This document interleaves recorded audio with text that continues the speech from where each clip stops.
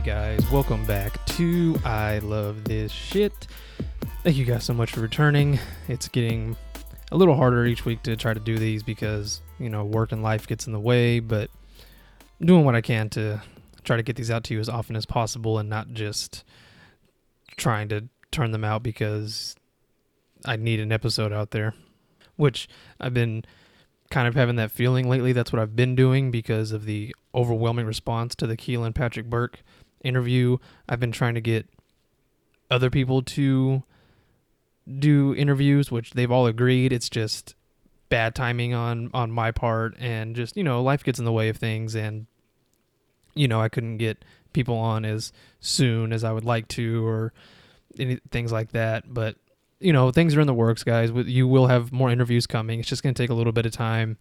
I eventually do want to get this show to be a little like that, mostly interviews, but if that's all it's going to be, then episodes are definitely going to be fewer and further in between.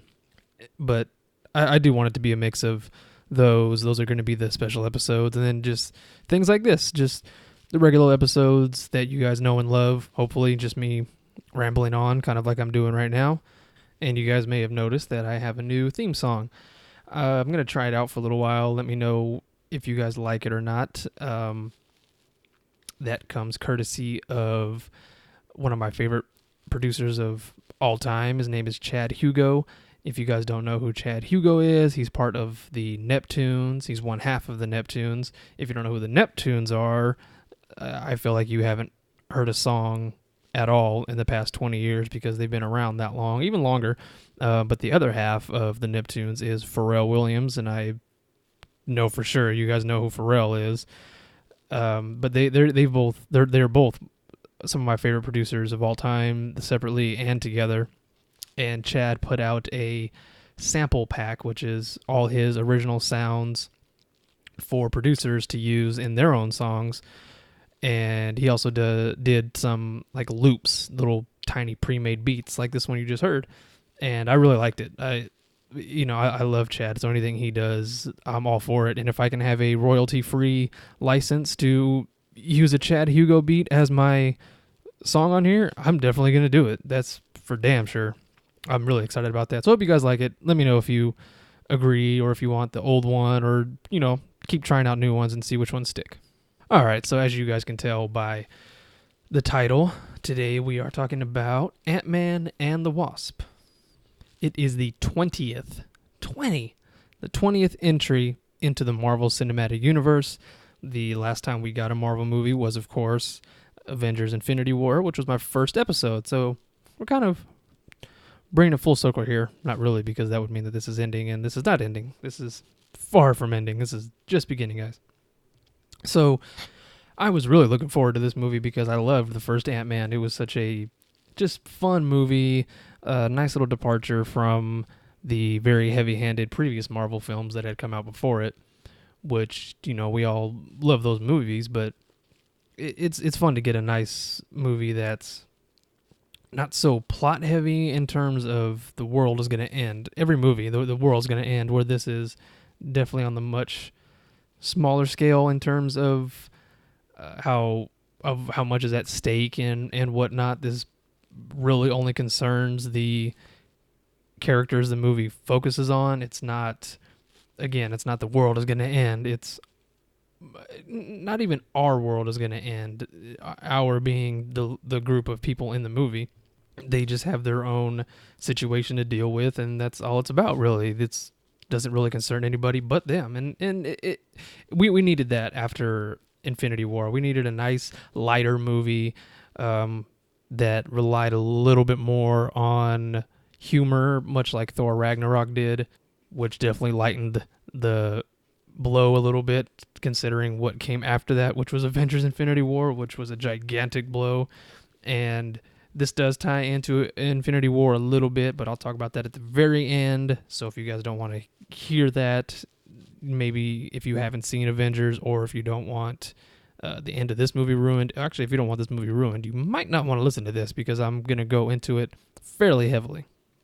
So the movie opens like all Marvel movies do, before you even get to see the Marvel logo. It's in 1987, and it's got Hank Pym and his wife Janet Van Dyne, who are the original Ant-Man and Wasp.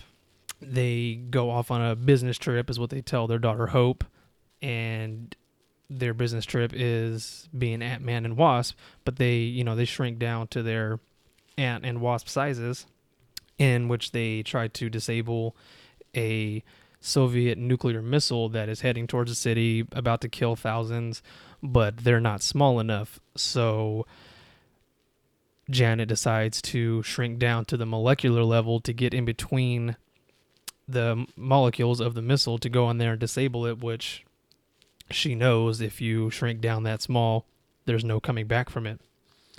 Hank was going to do it, but of course his regulator wasn't working, so she had to do it, knowing full well what was going to happen, and that is what happens. She winds up getting stuck in the molecular level, in the quantum realm, and that basically sets up the movie. Hank goes home and tells Hope what's happened to her, that she's not going to be coming home, and then we flash forward to Hank talking to Hope about possibly being able to find where her mom is, and that he thinks she's still alive. Boom. Marvel logo comes up, movie begins, which is when we are introduced to Scott Lang again. It's been 2 years since Captain America Civil War, in which Scott was recruited to help Cap in a battle against the Avengers, but that was in violation of the Sokovia Accord. He gets placed under house arrest for a couple years, I believe. And during that time, Hank and Hope go into hiding and cut ties with Scott. And eventually, Hank and Hope manage to open a tunnel to the quantum realm. And in doing so, Lang receives a message from Janet, who he is quantumly entangled, as they say. And even though Scott is not supposed to have contact with any former associates, and with only days left until his house arrest has concluded, he decides to call Hank and tell him about what happened, which prompts Hope to kidnap him and get him to help her out and find out where that message came from, and if Scott can help her try to locate her mom. And that basically kicks off the main plot of the movie. And even though this is called Ant-Man and the Wasp, this is very much Hope's movie. She really takes over a central role here, with Ant-Man kind of taking a back seat, which isn't necessarily a bad thing. Wasp is a great character. They did a great job with her in the movie.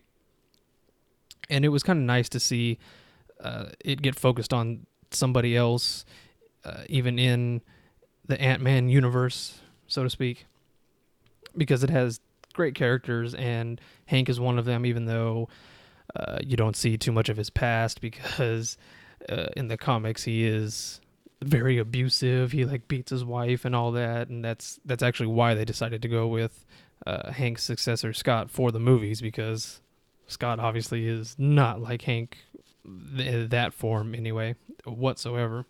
So basically they get a confirmation that Janet is still alive, and Pym and Hope work to try to create a stable tunnel so they can take a vehicle to the quantum realm and retrieve Janet. But in order to do that, Hope arranges to buy a part needed for the tunnel from a black market dealer named Sonny Birch, who's played by the always awesome Walton Goggins. He was in Django Unchained. He's in The Hateful Eight. It seems like he's kind of a new go-to for Quentin Tarantino, which he does fit in that universe very well. He's also on that show Vice Principals, which I've never seen, but I've heard is actually really good. He's always good, man. He does a great job in this movie as the villain. And he's not even really so much a villain as much as he's just a shady business dealer. Again, he's a black market dealer, but they kind of made him out to be a little less than that. He's just kind of a really snobby guy, really. But he winds up realizing that the potential profit that can be earned from Hank and Hope's research, he double crosses them, and Hope fights back to try to get the part back. in which she is attacked by a quantumly unstable masked woman who we come to know as Ghost. Later is revealed her name is Ava. And thus we have our main villain, to me anyway, for the movie. She is played by Hannah John Kamen, who apparently has been around for a while. She does a lot of things in the UK. The first time I'd ever seen her was earlier this year in Ready Player One, and she wasn't so much a villain in that one as she was more of the henchman in that movie. And for what little bit she was in, she did a good job. It seems like she does a very good job at playing bad guys per se, and so it's gonna be interesting to see what else she does later on down the road. But afterwards, Pym reluctantly goes to his estranged former partner Bill, who helps them locate the lab that they need to finish their work on the tunnel to get to the quantum realm, because they can shrink it down to like suitcase size. An entire office building shrunk down to suitcase size, but it winds up getting stolen, and Bill tries to help them locate it. So they track down Ghost's whereabouts to get the building back, only to be subdued by her. And because she's molecularly unstable, she's always like kind of fading in and out. It looks like she has her stable self, but then there's like a silhouette of her either trailing behind her or actually going forward in time. It was actually a really cool effect, because sometimes like when she doesn't have her mask on and she wants to kind of get up in somebody's face and argue with them, you'll see that little silhouette move forward first, and you can see the silhouette of her face get angry before her physical self actually goes forward and does it. It was a really cool little kind of trippy effect they did. But because she's unstable, she has to kind of be in this chamber that helps her molecules not do that, so she's not just slipping and sliding through everything. Like, she can't even really grab on to anything unless she has her suit on, which helps her stabilize. And you eventually learn that Hank's partner, or former partner, Bill, has been helping Ava, who, when she was younger, her father, who was another partner of Pym's, was accidentally killed himself, and his wife, during a quantum experiment that caused Ava's unstable state. Bill reveals that he's been helping Ava, and they plan to cure her by using Janet's quantum energy. But believing that this will kill Janet, Pym refuses to help them, and they do manage to get out of there, and they get their lab back, and they get it up and running, and wind up getting in touch with Janet through Hank. They kind of did a little, like from Ghost, she kind of, enters Scott, and he starts acting like her because he basically is her, and he tells them exactly where to find her in the quantum realm, and she tells them that they only have 2 hours before the unstable nature of the realm separates them for at least 100 years, because they're not going to line up again at that same spot for that length of time. And then, of course, Walton Goggins' character, Sonny, goes to Lang's associates, who now run a security business, and it's a great scene when they get there and they administer a truth serum, although it's not a truth serum, although it is a truth serum, to Lang's partner, Luis, played by the always great Michael Pena, who gives a rundown of basically his entire friendship with Lang, and going from the time they met in jail all the way up to the time they got out, to the time they started a business, to the time, the current time, because that's what that damn truth serum is doing to him, all because Sonny asked him, "Where's Lang?" And it was a really great scene. It's probably the funniest scene in the entire movie. Like I said, Michael Pena always does good in whatever he's in, and he seems to have definitely nailed his character in this movie, which I remember reading in an interview, he actually based this character off somebody he knew growing up, and you can tell because it seems like he really connects with the character, and it's very, very funny. And so at the end of the scene, Ghost shows up and asks where they are, and since Luis is under the influence of that truth serum, he tells them that they open the lab up out in the middle of the woods. And so Ghost goes over there to try to get to them. At the same time, Sonny informs the FBI of where they are because they said it's going to be easier to get to the lab and everything from the FBI. It's going to be easier to get it from the FBI than it will be to get it back from Hank and all them, which eventually leads to Hank and Hope being arrested. And the lab yet again gets taken by Ava, or Ghost. Lang eventually does help them escape custody, and there's a really great car chase sequence which was shown off a little too much in the last trailer, with the whole Hello Kitty Pez dispenser being blown up to a ginormous size, and just all these they definitely had a lot more fun in this movie with size gags, making stuff that's not supposed to be small, stuff that's not supposed to be big, and there's a great scene where they have to get the original Ant-Man suit back from Scott's daughter, who he shrunk the suit down and hid it in a little trophy that his daughter had given him. That's his world's best grandma, because they didn't have a world's best dad trophy. And so his regulator on the new suit keeps screwing up and either making him very big or very small. And when they get to the school, it screws up yet again and shrinks him down to about 2 feet. So it's just a little 2-foot Paul Rudd running around the school with a giant sweater on him, and it's very funny how they did that. So during like the car chase scene and all this, Scott and Hope wind up distracting Ava long enough for Hank to enter the quantum realm to retrieve Janet, but then they wind up having to fight off Sonny and his men and Ava at the same time, and this is allowing Ava to begin taking Janet's energy from her so she can heal herself and not have the pain of the molecular instability. And at the same time, Scott's friends from the security company wind up, they help apprehend Sonny and his henchmen so that Scott and Hope can get back to the lab and stop Ava. Hank winds up retrieving Janet safely. They get back from the quantum realm, and Janet offers to help Ava overcome the instability and basically does cure her. She does stabilize her for a time. I'm sure there's still a lot of work to be done on her, but Janet willingly helps her out for the time. And so of course, Scott gets back home just in time for the FBI to show up to try to catch him off of his house, violating his house arrest, which, he gets home right on time, and, everything's fine and dandy, and basically, boom, movie's over. Or is it?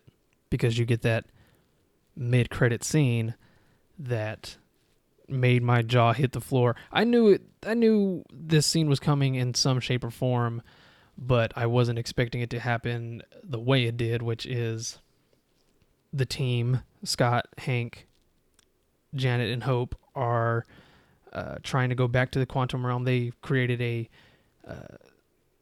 stable tunnel for Scott to shrink down to harness some of the quantum energy because it has those healing powers. And while he is there, they're counting him back up to come back to normal size. So they're counting down from 5, and they get to 3, and then just static. And he tells them, "Ha ha ha! Very funny, guys. Let's go ahead and bring me back now." To which the camera cuts back to where they were standing, and they are just a pile of ashes, just like what happened to everybody else in Infinity War. Now Scott is stuck in that quantum realm, which I did not see that coming at all. I just honestly thought Scott was going to be talking to them or doing something, maybe talking with his daughter, and she was going to disintegrate or something like that. But now Scott is stuck in that damn quantum realm. How is he going to get back? How is anyone even going to know that he's stuck there? Like, just shit is crazy. It's really, if I wasn't already really looking forward to Captain Marvel and Avengers Infinity War 2, I most definitely am now, because Ant-Man has become one of my favorite characters, and to see him stuck in limbo like this is going to be very interesting to see how they overcome it. So, love it or hate it, I loved it. Probably just as much as the first one. I wouldn't say it's better overall, but it was just as good, just as fun.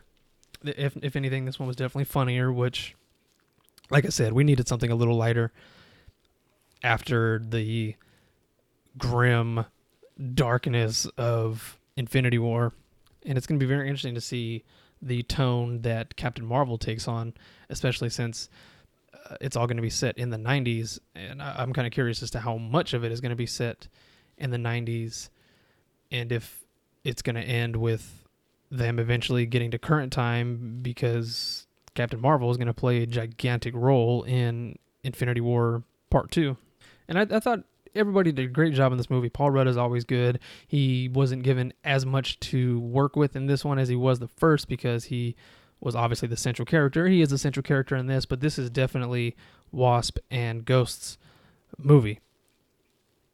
Both of them have great motivations for doing what they're doing. Hope trying to get her mom back. Ava trying to cure herself and become molecularly stable again. You know, she's not one of those typical villains that is just trying to take over the world. She doesn't want to take over the world. She just wants to help herself. She just wants to get better, and going about it the wrong way and all that. When Hank even tells his old partner Bill, even tells her, like, I will help you find a cure for her. I can. Just let me save Janet first, because we don't have a whole lot of time on this, which they said that Janet only had 2 hours before she couldn't be found again for another 100 years, whereas earlier on, Bill had said tells Ava, you may have a couple weeks before you completely disappear. So I think obviously the 2-hour one might take a little precedence, especially since Janet can definitely help Ava. But it was a fun movie, guys. Great, fun movie. I already want to see it again. It's a great way to kill 2 hours. It's a fun way to kill 2 hours. Just, that's the only way I can describe it, guys. It's just a lot of fun. And I'm having a little problem with the way critics are responding to it, because it says that it was generally considered by critics to be fun, like I said, but disposable, relying on charm, humor, and Rudd's performance in particular to overcome its story and number of subplots. Yes, but again, like I said, we needed a simpler, lighter, more fun movie, and that's exactly what this is. You can tell they weren't trying to make this an Avengers scale type of movie. They just wanted something a little lighter for you to dip into before you get back into the craziness that is going to be Captain Marvel and Avengers 4. And that's basically it for the review, guys. I mean, I told you I loved it, had a lot of fun. I already want to see it again. I know I didn't go into a very deep analysis on it, but there's nothing really deep to analyze about it. It's pretty forthright, and things were resolved other than the cliffhanger mid-credit scene ending, which isn't going to be resolved for another year. So, we could talk at length about that, but it's, no matter what I come up with, it's not going to be anything near as good as what the writers of the next two movies have come up with, I'm sure. So, guys, yet again, I thank you so much for listening. You guys are seriously the best. I'm going to keep saying it. So by now you should know, once you get to the end of everything, if you don't want to hear me thank you guys anymore, just go on to your next episode, turn this off, because I will nonstop thank you guys every time, at the end of every episode, at the beginning of every episode, because if you guys don't listen, then why am I even doing this? I mean, I'm doing it for the fun of it, because it's something I love to do, but the fact that there is an audience out there, even as small as it is, I'm not doing thousands of downloads. I just crossed the 500 download mark, which in a little over a month and a half and less than 10 episodes, only 8 now. is something I did not see happening. It is due largely, very largely, to the Keelan Patrick Burke episode, which, again, I do plan on having more of those. It's just going to take a little bit more time than I would want. I've sent out numerous requests from people who have all gotten back to me. I don't want to reveal anybody yet until that episode is actually recorded, because I don't want to get anybody's hopes up and then not have it work out. I don't even want to get my own hopes up and then not have it work out. I'm being very optimistic with who I can get on the show. I'm definitely going to work my way up to much bigger people. I have bigger people in mind that I want to try, but we'll see what happens. Everyone's a lot busier than me. I get I have a 40-hour-a-week job, but they have double, triple that week job, you know? So we'll see, guys. Thank you so much for listening. You guys know where to find me on all the things at I Love This Pod on Instagram, I Love This Pod at Gmail. Email me responses, email me about episode ideas, comments. I don't care. I'll read them all. Go right ahead and do it. Twitter, I'm not really on it too much, but it is I Love This Pod 1, because some guy has I Love This Pod and doesn't even use it. But I've said that before. All right, guys. Thank you so much. I will see you guys next time. Hope you guys have a great day, great weekend. You guys are the best. Love it or shut it.